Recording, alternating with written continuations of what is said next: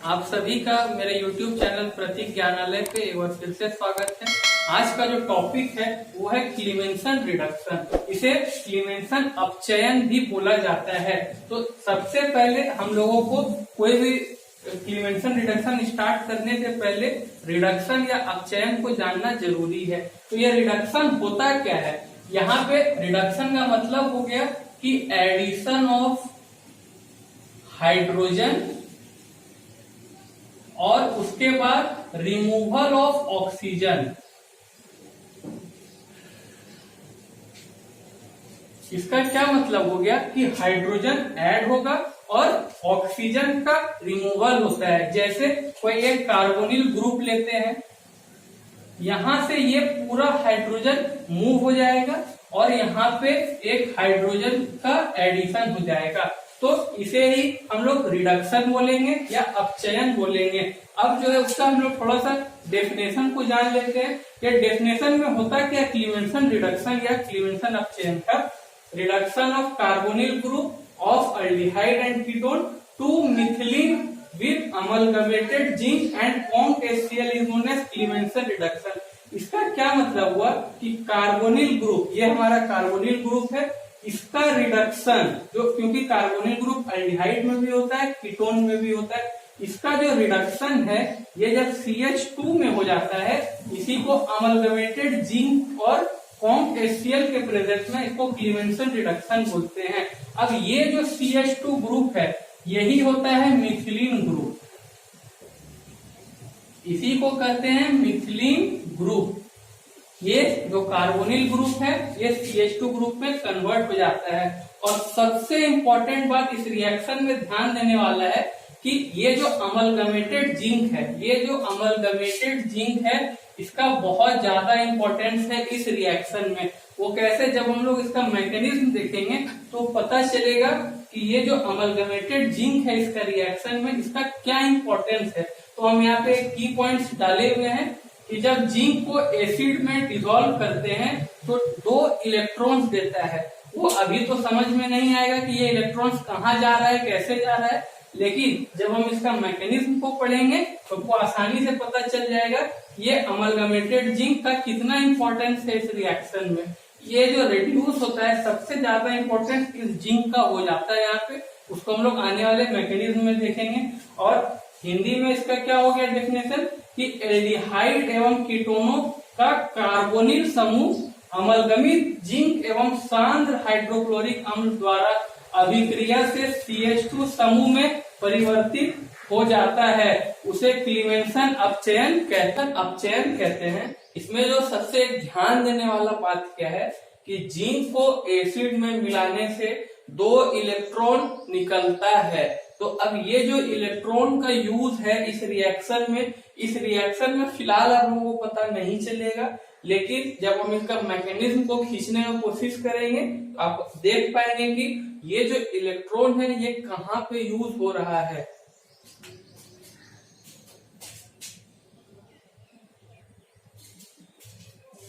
तो इसका जो रिएक्शन है, अगर जनरल रिएक्शन का बात करें तो ये एक कीटोन भी हो सकता है, एक अल्डिहाइड भी हो सकता है, उसका अमलगमेटेड जिंक के साथ HCl में रिएक्शन हुआ है और यहाँ पे ये जो मेरा COO बॉन्ड है ये क्या हो गया? रेड्यूस होकर के CH2 ग्रुप बना दिया और ये वाटर यहाँ से निकल गया।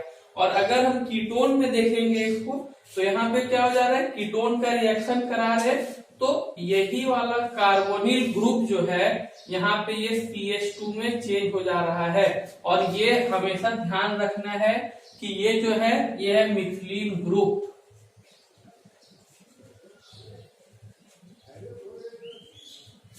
ठीक है, अब हम लोगों को इसका मैकेनिज्म को देखना है कि ये रिएक्शन जो ऐसे हो रहा है वहां पे इस जिंक का क्या यूज है, वहां पे H+ को कैसे हम लोग यूज करते हैं, इस एसिड का क्या यूज है, ये सारे का यूज पड़ता है इस क्लीमेंसन रिडक्शन का मैकेनिज्म में। तो उसको थोड़ा सा खींच लेते हैं, फिर उसका कुछ एग्जांपल्स देखेंगे कि वहां पे रिएक्शन क्या क्या पॉसिबल हो सकता है। तो ठीक है, पहले इसका मैकेनिज्म को देख लेते हैं।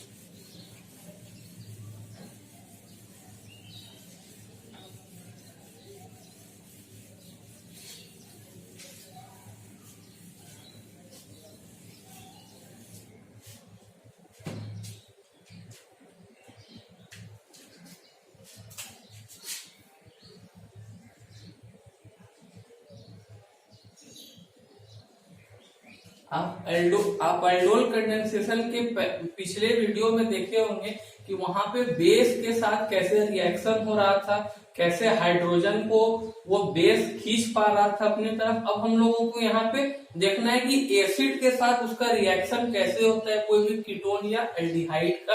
तो पहले देखते हैं। तो सबसे पहला जो स्टेप होता है वहां पे लिखेंगे हम लोग इस कीटोन को, और इस कीटोन का जो रिएक्शन करवाना है वो हम लोगों को करवाना है H+ से। अब ये H+ आया कहां से?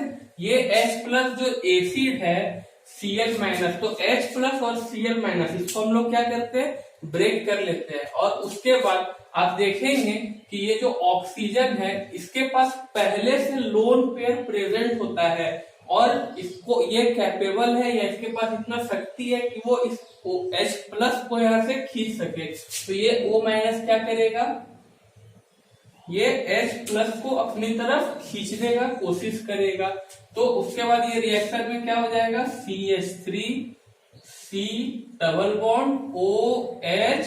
अब तो जब ये खींच लिया तो इसको इलेक्ट्रॉन का डेफिशिएंट हो गया, तो यहाँ पे हो जाएगा पॉजिटिव चार्ज और यहाँ हो जाएगा CH3। तो जब ये पॉजिटिव चार्ज है तो हम पहले भी बताया है, जब यहाँ पे निगेटिव हो या पॉजिटिव हो ये कभी भी स्टेबल नहीं होता है। तो ये क्या होगा कि यहाँ से एक बॉन्ड इसको जाकर के इसका निगेटिव चार्ज को खत्म कर देता है।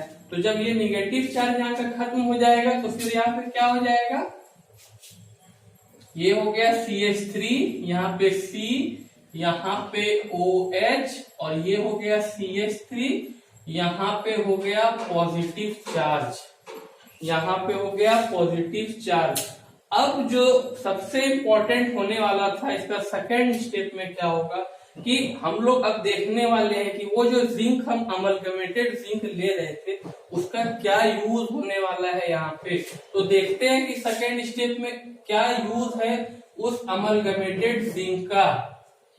यहाँ पे पॉजिटिव चार्ज है, यहाँ OH है, यहाँ पे CH3 है। जो जिंक है हम पहले भी बताए कि इसका काम क्या है, ये 2 इलेक्ट्रॉन इसको देने का कोशिश करता है, ये 2 इलेक्ट्रॉन को देने का कोशिश करता है। तो जब ये 2 इलेक्ट्रॉन को दे देगा तो यहाँ पे क्या हो जाएगा, इसका जो डेफिशिएंट है वो खत्म होके एक निगेटिव चार्ज डेवलप कर जाता है, एक निगेटिव चार्ज डेवलप कर जाएगा। तो यही काम है इस जिंक का कि ये जो पॉजिटिव चार्ज है उसको ये क्या कर देता है, निगेटिव चार्ज में कन्वर्ट कर देता है। अब उसके बाद जो नेक्स्ट स्टेप है वहां पे क्या होता है कि हम लोग 2 मोल H+ कर लेते हैं एसिड का 2H+।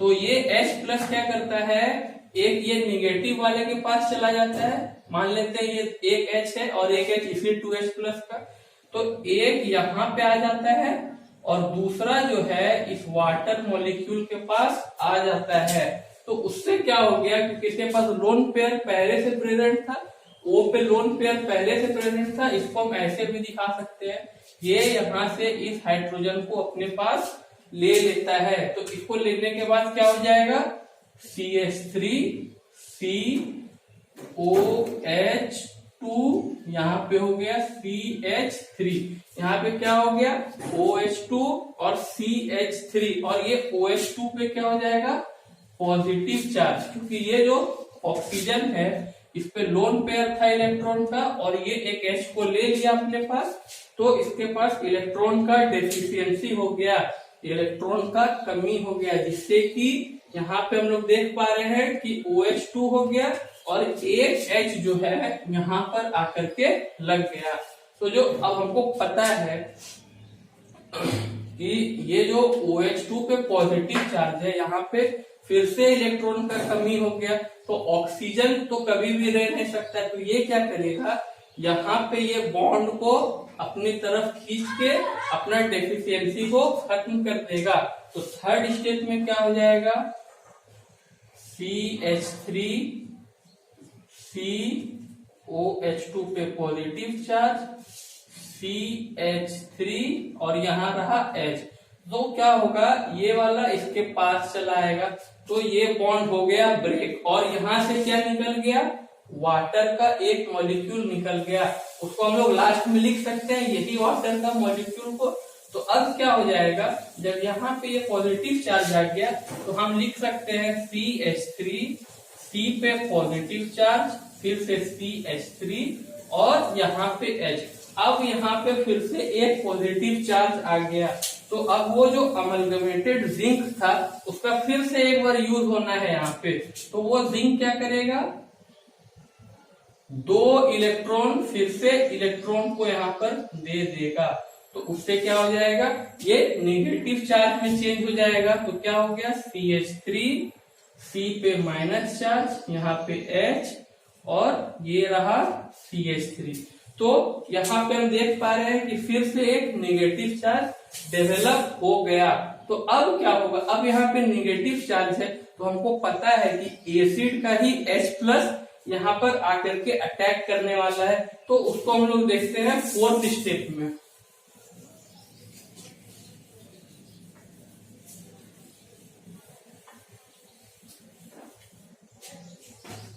तो 4th स्टेप में क्या होने वाला है, यहाँ पे ये CH3, C पे जो नेगेटिव चार्ज है, यहाँ पे CH3 है, यहाँ पे H है, यहाँ पे H पे पॉजिटिव चार्ज है। तो ये नेगेटिव चार्ज क्या करेगा, इस पॉजिटिव को अपने पास ले लिया और यहाँ पे हो गया CH3, CH2, क्योंकि एक H यहाँ पे आ गया और ये हो गया CH3, और यहाँ पे एक वाटर मॉलिक्यूल निकला हुआ था।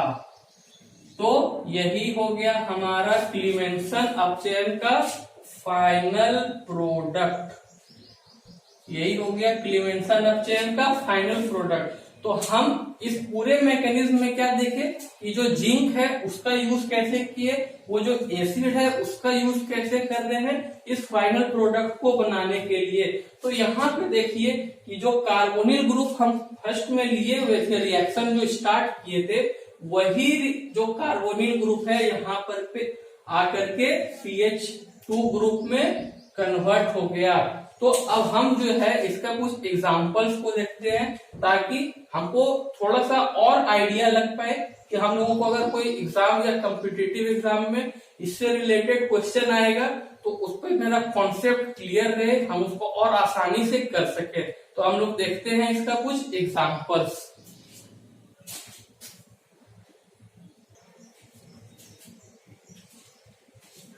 अब हम लोग एग्जांपल्स देख लेते हैं क्लीमेंसन रिडक्शन का, कि कैसे सारा जो रिडक्शन का प्रोसेस होता है कैसे होता है। तो सबसे पहले जो हम लिए हुआ है बेंजल्डिहाइड। तो सबसे ध्यान देने वाला बात क्या है कि आप सभी एग्जांपल्स में देखेंगे कि कार्बोनिल ग्रुप प्रेजेंट है। अब यहाँ पर रिडक्शन कैसे होता है हम लोग इसको देखते हैं। तो सबसे पहले अगर ये बेंजल्डिहाइड है तो हम इसको लिख सकते हैं कुछ इस तरह से, ठीक है। तो जब हम यहाँ पे ये कार्बोनिल ग्रुप को देख लिए तो इसका क्या मतलब हो गया कि यही कार्बोनिल ग्रुप मेरा CH2 में बदल जाएगा। तो इसको हम लोग बदल लेते हैं और ये तो फाइनल प्रोडक्ट क्या हो जाएगा, ये इसका CH2 और ये H, इसका मतलब ये हो गया CH3, मतलब ये हो गया टोल्यूइन, इसको हम लोग बोलते हैं। अगर हम यहाँ पे भी देखें तो यहाँ पे भी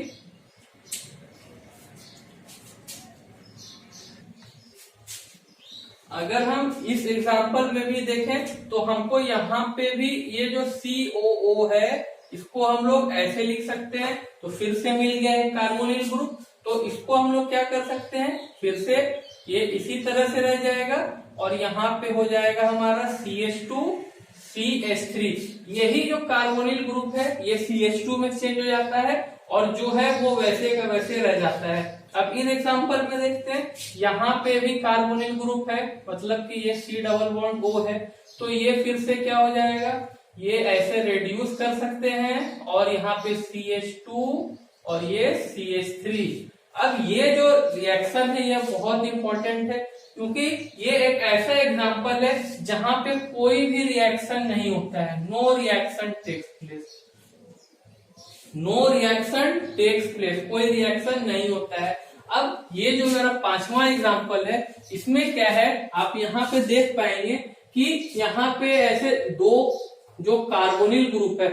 सबसे ध्यान देने वाला बात पहले क्या है कि ये जो बिल्कुल इससे घबराना नहीं है, ऐसे जो हम लिखे हैं ये ऐसे करके डबल बॉन्ड, इसका क्या मतलब होता है कि यहाँ पे एक C है, ये डबल बॉन्ड O है, यहाँ पे CH2 है, फिर यहाँ पे C है, डबल बॉन्ड O है। तो कुछ इस टाइप का ये चीज है। तो हम देख पा रहे हैं कि यहाँ पे एक कार्बोनिल ग्रुप, दो कार्बोनिल ग्रुप प्रेजेंट है।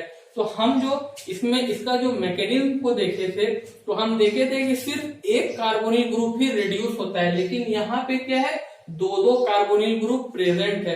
तो सबसे हम लोगों को ध्यान रखना है कि एक ही कार्बोनिल ग्रुप रिड्यूस होगा, और वो जो कार्बोनिल ग्रुप है वो कौन सा होने वाला है, जो कि इस बेंजीन रिंग से जस्ट नजदीक में है। इसी कार्बोनिल ग्रुप को हम लोगों को रिड्यूस करना है। तो इसका जो प्रोडक्ट बन जाएगा वो क्या हो जाएगा, ये हो गया, और ये जो है इसको हम लोग क्या लिख देंगे CH2। फिर ये इसी तरह से हम लोग इसको कंप्लीट कर देंगे ये सारा रिएक्शन को। अब उसी तरह से हम लोग यहाँ पे भी देख रहे हैं कि एक यहाँ पे कार्बोनिल ग्रुप है, और यहाँ पे भी COOH ग्रुप में भी एक कार्बोनिल ग्रुप प्रेजेंट होता है। तो ये जो C डबल बॉन्ड O है ये मेरा रिड्यूस हो जाएगा इस एग्जांपल में।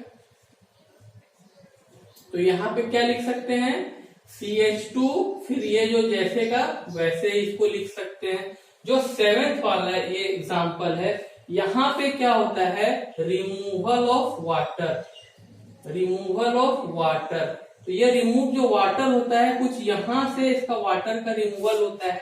तो इसका जो प्रोडक्ट बन जाता है वो कुछ इस तरह से बन पाता है।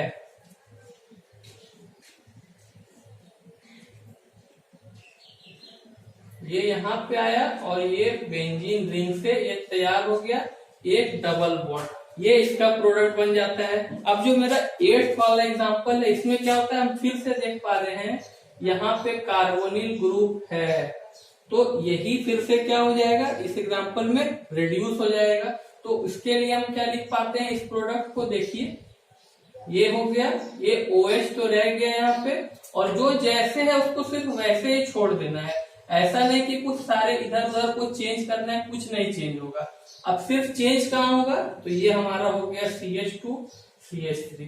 तो हम इस पूरे जो क्लीवेंशन अपचेन या क्लीवेंशन रिडक्शन में क्या क्या देखे कि उसका डेफिनेशन क्या होता है, उसका रिएक्शन क्या होता है, उसका मैकेनिज्म कैसे होता है, और उसी मैकेनिज्म से हम समझ पाए कि जो जिंक है जो उसका इलेक्ट्रॉन कैसे रिएक्शन में पार्टिसिपेट कर पाता है। और उसके बाद हम लोग क्या देख पाए कि एग्जाम्पल्स है, कुछ इससे रिलेटेड एग्जाम्पल्स दिए हुए ताकि क्लियर समझ में आए कि रिडक्शन एक्चुअली में कहाँ पे हो पाता है। जैसे यहाँ पे कार्बोनिल ग्रुप में हुआ, कहाँ कहीं भी अगर दो कार्बोनिल ग्रुप है तो हम लोगों को क्या करना है।